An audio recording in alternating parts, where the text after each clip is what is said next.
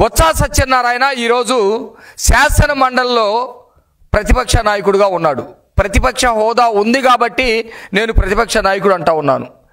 ఈ వ్యక్తి నిన్న ఏదైతే చంద్రయ్య అనే అతన్ని గతంలో రోడ్డు మీద పడేసి గొంతు కోసి చంపారో వాళ్ళ పిల్లవాడికి మానవతా దృక్పథంతో ఈ ప్రభుత్వం ఏదైనా ఉద్యోగం ఇచ్చి ఆదుకోవాలని చెప్పేసి ప్రయత్నించింది.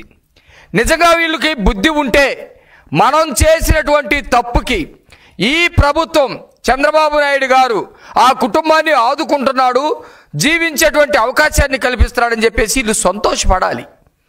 పడకపోగా చంద్రయ్య కుటుంబానికి ఏ విధంగా మీరు ఉద్యోగం ఇస్తారు, ఇవ్వటానికి వీలు లేదని ప్రభుత్వం తీసుకొచ్చే జీవోని అడ్డుకున్నటువంటి పరిస్థితి మనుషులు చేసేటువంటి పరిస్థితి కాదు.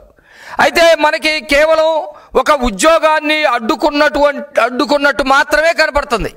కానీ దీని వెనక బీసీలని మేము నరుకుతాం, మీరు కాపాడకూడదు, బీసీలని మేము చంపుతాం, మీరు కాపాడకూడదు, బీసీల యొక్క వాళ్ళకి సంబంధించినటువంటి జీవనాధారాన్ని మొత్తాన్ని ధ్వంసం చేస్తాం, మీరు కాపాడకూడదు అనే పద్ధతిలో ప్రవర్తిస్తున్నట్టుగా ఉంది.